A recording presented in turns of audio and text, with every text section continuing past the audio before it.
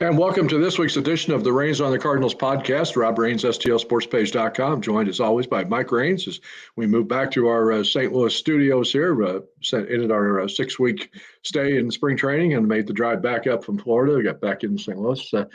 We're ready to get this season started. And of course, unfortunately, Mike, for the Cardinals, the last couple of days of spring training, you always hope one thing on your mind, get out of that spring healthy, and the Cardinals didn't do that. They have not done that very well, no. There's been a few key injuries that we've been watching of late, and a few more just recently popped up. Kind of a chaotic 24 hours for the Cardinals out in Arizona. They of course, stopped over in Mesa to play 2 games against the Cubs after leaving Florida on Sunday on their way to Los Angeles for the season opener on Thursday against the Dodgers. And unfortunately, Dylan Carlson second got hurt, which created an opportunity for Victor Scott II to rejoin the ball club today. Carlson and Walker colliding in the outfield during Monday's game. The diagnosis with the MRI that Carlson had suffered an AC sprain of his left shoulder. John Mozeliak telling reporters out in Arizona today that they think he'll be out for several weeks. So unfortunate injury news for Carlson, just when a time when it looked like he was finally healthy, finally getting an opportunity to play center field with Tommy Edman out. After the 2, of course, injury-filled years, the last 2 years, led the team with 3 home runs, 13 RBIs this spring. Boom, then this happens. So I just really feel for the guy that he just can't catch a break. There are definitely 2 ways to look at this. And the one side is you feel really bad for Carlson because he's really played well and he earned his spot, so to speak, right? And he was looking good, had a couple home runs this spring. And so you were excited for him. And, on the flip side, you got to be very excited and happy for Victor Scott that he gets here. You wish the circumstances were a little bit different in how he got here. You feel for Carlson for sure. Scott, of course, had been told on Saturday he was being reassigned to the minor league camp. Expectations that he would begin the year at AAA Memphis, and then, of course, be here at some point this season. I think everybody fully expected that to come along. But just didn't expect it to be 72 hours later. But he did catch a flight from Florida to Phoenix on Tuesday. Got there in time to get into the ball game for the last 5 innings, and then it's been announced, will be the starting center fielder on Thursday, opening day in Los Angeles against the Dodgers, making his major league debut. For those wondering if they didn't get to see the game today, kind of appropriate. He's going to wear uniform number 11. So it looks like Scott with the 2 big exclamation points at the bottom of his name. Well, we all knew that he was quick and that base stealing was his thing, but we didn't think he'd be this quick to the majors, right? So it's exciting to see him here, and I think it's going to be a lot of fun. He's going to come out here, and as he talked about before, and as those fans that got to come to our baseball bash in spring training heard him say, he talked about how Whitey ball, was a thing that he really enjoyed and wanted to bring back. And so I think it's going to be an exciting player that a lot of people are really going to like watching because speed on the base pass can really change a game, right? And now with the new bigger bases and the limited pitch over, options to throw over to first, or second, really limit that, right? So I think you're going to see guys get on base and you're going to see him run. So it's going to be an exciting game to watch to generate offense. And another big part of his game, and we saw it in Florida in spring training, is defense. I mean, he's an elite defender. He took a home run away from C.J. Abrams of the Nationals in a game in West Palm Beach, went over the wall to catch that. He'll run down, almost everything in the center field, won the minor league Gold Glove from Rawlings. Of course, you're repping our newest sponsor there, Rawlings, with the sweatshirt today. So he won the minor league outfield Gold Glove award. So he's a pretty accomplished player, 23 years old. Of course, the Cardinals' 5th-round draft pick in 2022 out of West Virginia. I think like you talked about him being fast and how quickly he's now reached the major leagues. There's 163 games of minor league experience. As recently as June 25th of last year, he was playing in Peoria. So it proves that if you do well and get that opportunity, you can jump. And he's done that. Not unlike the guy who's kind of become his unofficial advisor, former Cardinal Vince Coleman, who, of course, used the opportunity of an injury to Willie McGee a week into the 1985 season to open the door for him. Went on to steal 110 bases and win the Rookie of the Year award. Vince was one of the people who sent a text message to Victor Scott on Tuesday after he heard the news. And one of the things he told him was seize the moment. So I know that Victor Scott's going to try to do that. When you look at Vince Coleman, when he came up, he took the opportunity that he had, played well, and forced their hand to not send him back down, right? And so Victor has the opportunity to do the same thing here, right? If he comes up and plays well and does a good job at what he's supposed to do, it's going to raise the question mark of what do you do with Carlson and or Edman when they come back, right? So there could be some question marks there, and I think from a fan standpoint, we kind of hope there are, right? We hope that everybody's Absolutely. playing they should, right? So Those things tend to generally work themselves out problem-wise if somebody be not playing well or somebody else gets hurt or something. But yeah, one of the things that Vince told him is also in that text message was make it hard for them to send you down. And I know that's going to be his goal. That's going to be what he's going to try to do. I think the other thing to look at with Scott too is you talked about his defense. I think he's going to help a guy like Jordan Walker. Now Walker has improved a lot in his right field ability that he has, but the ability that Victor Scott has to get to some balls that some other guys may not get to. Now Edman's pretty quick in that respect too and has done a nice job there, but Victor Scott's going to get to a few more, which probably helps the fact that Walker may not get to as many as he can, or whoever ends up playing left to start the season, whether that's Donovan or Burleson or whoever that may be, having someone as quick as he is and know how to read balls in center, that's a true center fielder, I think is going to take a little bit of pressure off the guys in left and right as well. It should. And the Cardinals have made a point of saying they want to emphasize defense this year. I mean, even though they went out and added a lot of the pitchers that they added, and maybe some of them have some swing and miss stuff, they still have a lot of pitchers who are pitch to contact pitchers. They're not going to rack up a lot of strikeouts, and you need to be able to make the plays behind them. And one of the reasons we all know that this team struggled and finished last in 2023 was because of poor defense, at least poorer than it had been in recent years. So Cardinals made an emphasis on trying to make sure that they don't have those mistakes again this year, and that they're able to catch more balls and put more balls in play and by the opponents and turn those plays into outs instead of hits or extra runs. And you could say that some of the issues last year were due to injuries, right? But there were so many guys playing out of position last year, or they'd play one position and get moved and this and that. And it's just a lot easier when a guy can stay in one spot and know it's his spot and be there the whole time, and so I think this year they've got the pieces in place to be able to do that, right? So you can leave, with the exception of Donovan, and who's kind of all over the place, but he seems to be okay there. But when guys can stay in one spot and know it's their spot, like leaving Walker in right field and know it's his, throughout the year, he got a lot better defensively out there. Mm-hmm. Yeah, just an unfortunate play and I don't know that it was anybody's fault when he and Carlson collided on Monday. It was just a matter of the ball kind of right in the middle of no man's land, and both of them trying to make an aggressive play, and Walker unfortunately just collided with Carlson's legs and sent him kind of sprawling to the ground and trying to brace himself is when he hurt his shoulder. So we'll just have to see now how he can bounce back from that injury. John Mozeliak did say on Tuesday, telling the reporters in Arizona, that he still thinks that Lars Nootbaar is probably going to be the first outfielder to come back from the injured list of the group that's going to start the year on the injured list. He's going to hopefully be taking some swings, getting in some minor league games down in Florida this week, and maybe there's a chance he'll be back about the time of the home opener in a week or so, but time will tell. As we said, Carlson, he said would be weeks, and I don't think there's any timetable yet for Edman, who is still, I don't think, gotten into a regular live at bats, batting practice as he tries to recover from that wrist surgery. So those three guys will be part of 6 Cardinal players that will be on the injured list officially on Thursday when they open the season in Los Angeles, and that's not a good number that you like to have starting the season when 3 of them are projected to be key performers, and another one is your guy who should have been your starting opening day pitcher in Sonny Gray.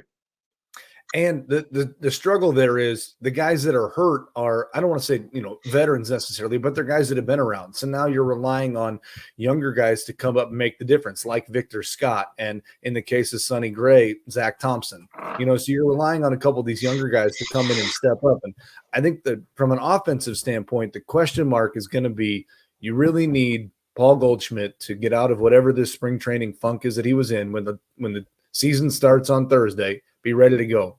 Because you need him and Arenado to be the steady piece in this lineup, and then let everybody else kind of fall in where they fall, right? And obviously you need Walker and Gorman to do that too. But again, they're still young, and Wynn is still young, and Scott's young. So like the more that Goldie and Arenado can do to take the pressure off the young guys so they can just go out and play is really going to be a key piece, I think, here early in the season while you have so many guys that are hurt. You mentioned opening day on Thursday. We do want to remind everybody that we're having our next little community get together on Thursday for lunch in advance of the road game in Los Angeles, beginning at Helen Fitzgerald's down in Sunset Hills. We do ask you to RSVP. We have a few spots left. I know we're going to sell out. So anybody who's interested in coming, if you haven't already made your RSVP, please contact us at stlsportspage@gmail.com, and we'll see if we can try to get you in for the event. Should be a good time back. I'll be there talking about Cardinal baseball. Our friends from Rawlings are going to be there, talk about their new big center that they're building out at Westport Plaza. They have a grand opening coming up that we're going to be inviting everybody to and telling everybody about. So I know that they're excited about what they have coming and the start of the baseball season as well. Yeah, it'll be a lot of fun. Come on out, have some lunch, and talk a little Cardinal baseball before the season starts. And let's hope that the season kicks off with the way that we want it to. 7 games on the West Coast, 4 in Los Angeles against the Dodgers, 3. Of course, they've had kind of their own issues going on with Mr. Ohtani, but looks like everything's going to be worked out with baseball to have him remain in the lineup there. The investigation is continuing into his situation with the gambling debts by his interpreter. But of course, he went public with his statement yesterday that he had no knowledge that was going on, and totally said it was all the interpreter was stealing money from him, and he didn't know nothing about it. So it looks like baseball will let him go ahead and continue to play as they investigate that situation. And that's the way you want it to be. You want to play the best. You want to be able to beat the best. And Cardinals know that the Dodgers are a team that everybody is projecting to be a World Series team this year. And why not play them right away and get it out of the way? I know Miles Michaelis is looking forward to the opportunity as he gets that start in place of Sonny Gray.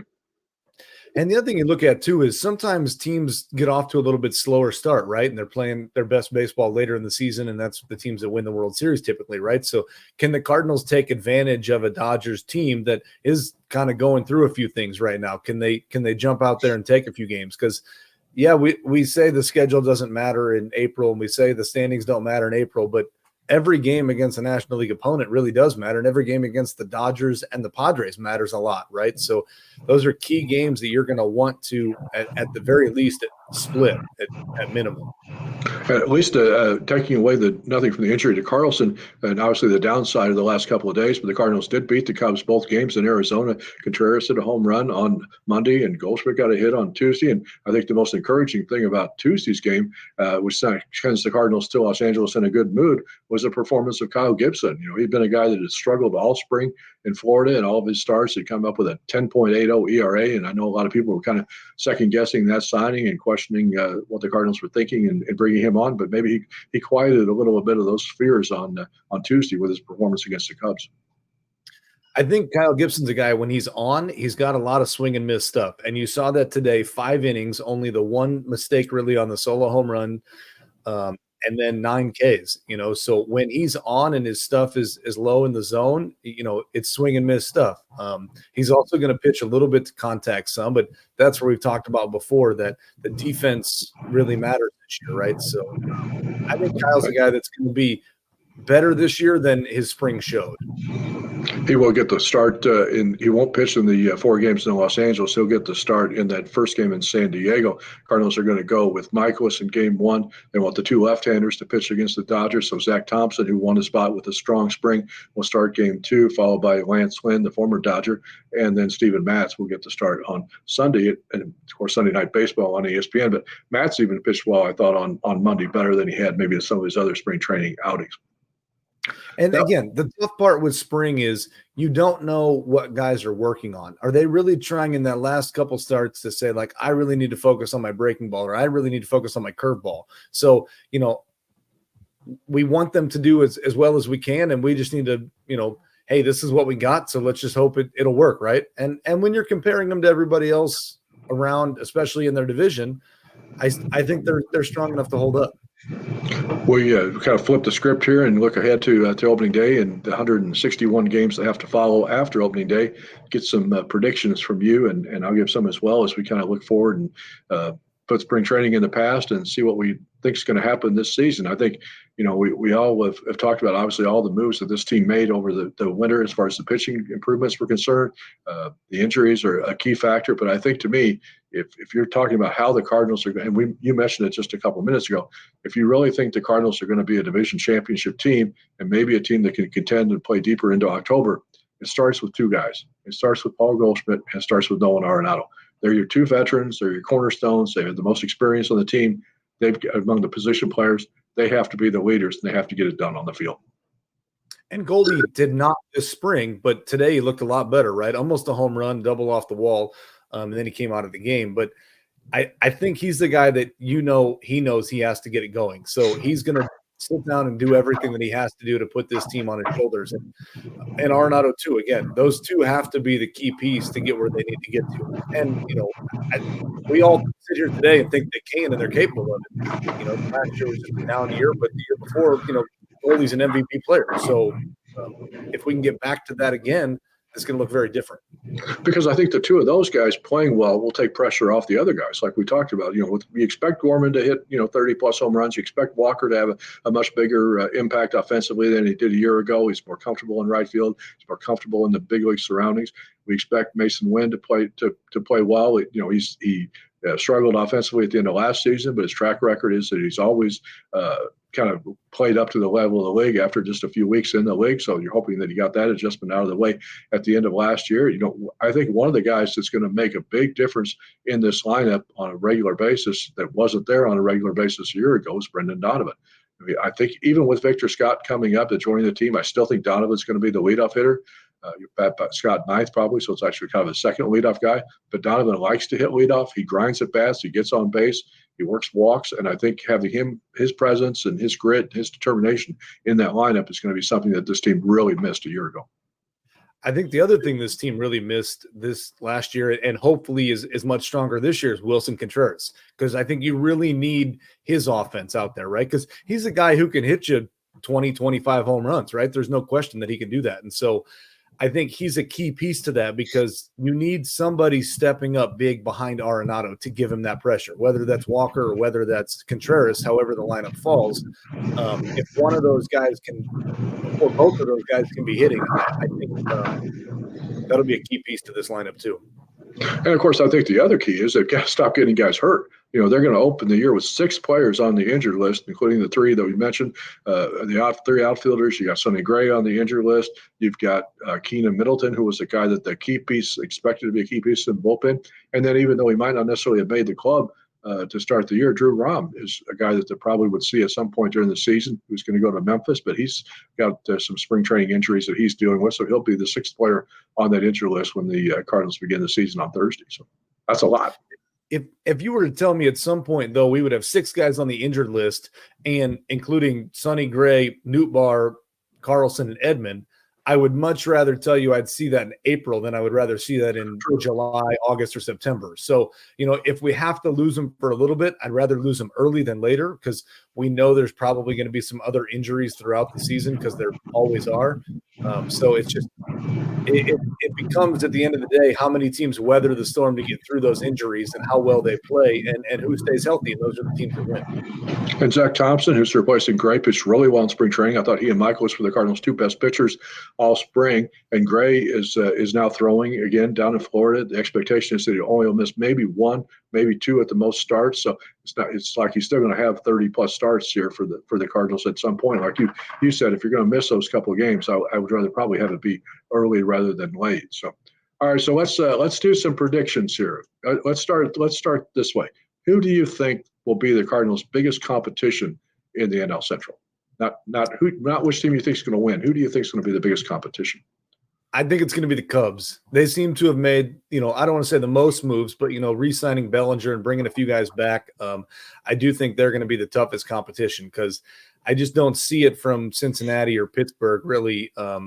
Maybe Milwaukee, but I really just don't see it there. I think the Cubs are going to be the biggest competition. I think the kid that they had pitched today, the left-hander that they brought in from Japan, is going to be a nice addition to the starting rotation for the Cubs. I like the Reds, but I think they're still just a little bit too unproven, too young to really count on them being a division contender. Milwaukee, we know, all took a step back with all the injuries they've had and then the trades that they made with Corbin Burns and stuff moving on. So if it's a Cardinals-Cubs race, the interesting thing about that is they don't meet for the last 7 or 8 weeks of the season. So usually you have a couple Cardinal Cub series at the end of September. They don't have that on the schedule this year. So that'll be interesting to see how that all plays out. And the other thing too to look at too is if the manager really makes a difference for a few games here and there. The Cubs paid a lot of money to go get Craig Counsell, and they're really counting on him to be the guy to put him over the top, because that was their biggest free agent signing, right? I mean, they went out and spent a lot of money on him. So it'll be interesting to see what he does differently than David Ross did.